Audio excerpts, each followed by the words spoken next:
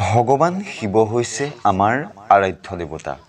সেই হেতুকে আমি গৃহত শিৱৰ মূৰ্তি অথবা শিৱলিংগ প্ৰতিষ্ঠা কৰোঁ। আৰু সেয়া কেতিয়াও বেয়া কথা নহয়, বৰং সেই কথা আপোনাৰ ভগৱান শিৱৰ প্ৰতি থকা ভক্তি আৰু শ্ৰদ্ধাকে প্ৰতিপন্ন কৰে। কিন্তু যদি গৃহত কোনো প্ৰকাৰৰ শিৱলিংগ অথবা ভগৱান শিৱৰ মূৰ্তি অথবা শিৱৰ ফটো আদি ৰখা হয়, তেতিয়া কিছুমান কথাৰ ওপৰত অৱশ্যে গুৰুত্ব দিয়া দৰকাৰী, যি কথা বহুজনৰে অৱগত নহয়।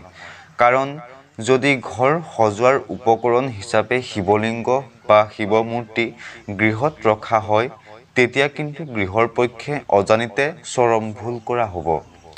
ভগৱান শিৱ যে আপোনাৰ আৰাধ্য, সেই বিষয় নিৰ্ভৰ কৰে আপুনি গৃহত শিৱলিংগ বা শিৱ মূৰ্তি ৰখাৰ পিছত তলত উল্লেখিত বিষয়সমূহ কিমান মানি চলিছে। ভগৱান শিৱৰ মূৰ্তি আৰু ফটো ৰখাৰ ক্ষেত্ৰত কিছু নিয়মৰ শিথিলতা থাকিলেও শিৱলিংগ ৰখাৰ ক্ষেত্ৰত বহু বিষয় নিয়মীয়াকৈ মানি চলা দৰকাৰী।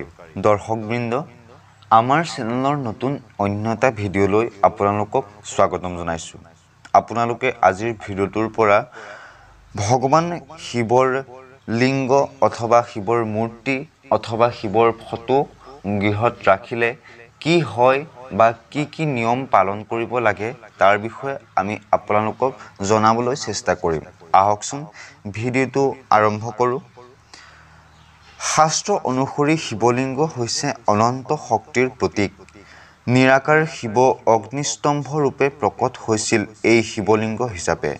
আৰু সেইবাবেই এই শিৱলিংগৰ অকণমান পূজা কৰিলেই বহুত লাভ পোৱা যায়। সেয়েহে গৃহত যদি শিৱলিংগ ৰখা হয়, তেতিয়াহ'লে তলত উল্লেখ কৰা কথাসমূহ গুৰুত্ব দিয়া অতি দৰকাৰী। শিৱপুৰাণ অনুসৰি যদি নিজৰ গৃহত শিৱলিংগ ৰখা হয়, তেনেহ'লে তাৰ প্ৰাণ প্ৰতিস্থাপন কৰা উচিত নহয়, বৰং শিৱলিংগ ৰাখি নিয়ম নীতি অনুসৰি প্ৰতিদিনে পূজা অৰ্চনা কৰা আৰু অভিষেক কৰা অত্যন্ত গুৰুত্বপূৰ্ণ। সদায় মনত ৰখা উচিত যে ভগৱান শিৱ কেৱল মাত্ৰ অকণমান পূজাতে সন্তুষ্ট হৈ পৰে। সামান্য ফুল আৰু বেলপাতকে যদি ভক্তি সহকাৰে শিৱলিংগৰ ওচৰত অৰ্পণ কৰা হয়, তাকেই তেওঁ সন্তুষ্ট হৈ পৰে, কিয়নো তেওঁ আশুতোষ।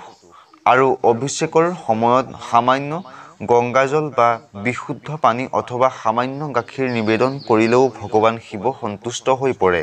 সেয়ে মনত ৰখা উচিত যে শিৱলিংগ যদি গৃহত থাকে, শিৱৰ আৰাধনা সদায় কৰাৰ প্ৰয়োজন।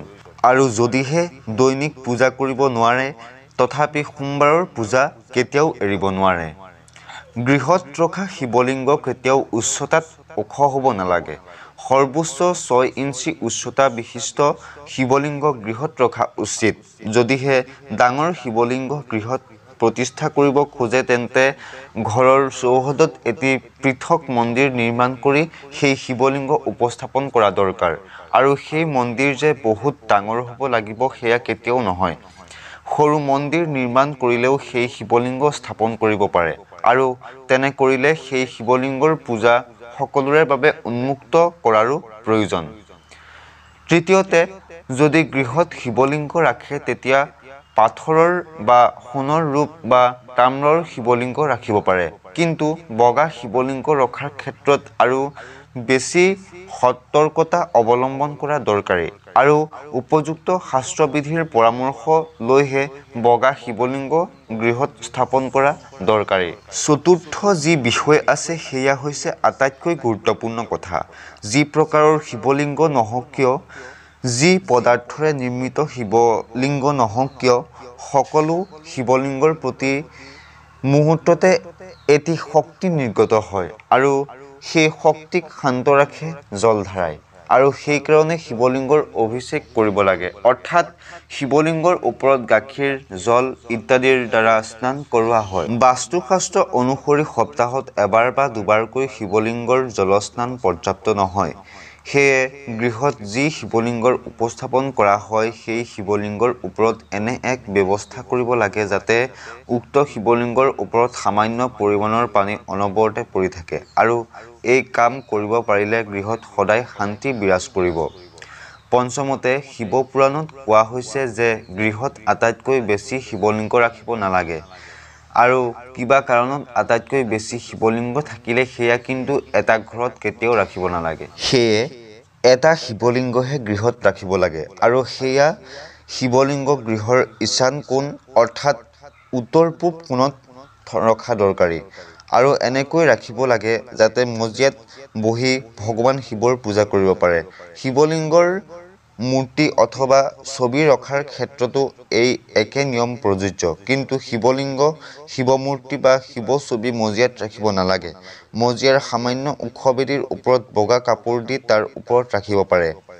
যিসকল লোকে শিল্পকলাৰ সৈতে জড়িত থাকে তেওঁলোকে ঘৰত ভগৱান শিৱৰ নটৰাজ মূৰ্তি গৃহত ৰাখিব পাৰে, কিন্তু অইন লোকৰ ঘৰত শিৱৰ নটৰাজ মূৰ্তি ৰখা উচিত নহয়। সদায় ভগৱান শিৱৰ এখন ধ্যানমগ্ন ছবি গৃহত ৰাখিবলৈ যত্নপৰ হ'ব লাগে আৰু তেতিয়া গৃহত শান্তিৰ পৰিৱেশ বিৰাজ কৰে। কিন্তু ভগৱান শিৱৰ ৰুদ্ৰমূৰ্তি বা নটৰাজ মূৰ্তি ৰাখিলে বাস্তু হিতে বিপৰীত হোৱাৰ আশংকা থাকে। শেষত কথা এটি কোৱা হৈছে যে গৃহত শিৱলিংগ, শিৱ মূৰ্তি বা শিৱ ছবি অৱশ্যে ৰাখক, কিন্তু সেইবোৰ ৰাখি উঠি যদি যথাযথ মৰ্যাদা নিদিয়ে তেন্তে সেইসমূহ নৰখাই শ্ৰেষ্ঠ।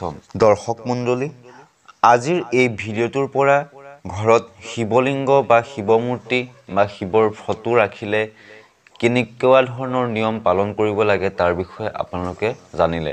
আশা কৰোঁ ভিডিঅ'টো ভাল লাগিল আৰু ভিডিঅ'টো যদি ভাল লাগিল এটা লাইক আৰু আমাৰ চেনেলটো সকলোৱে ছাবস্ক্ৰাইব কৰি ল'ব বুলিও আশা ৰাখিলোঁ। ধন্যবাদ।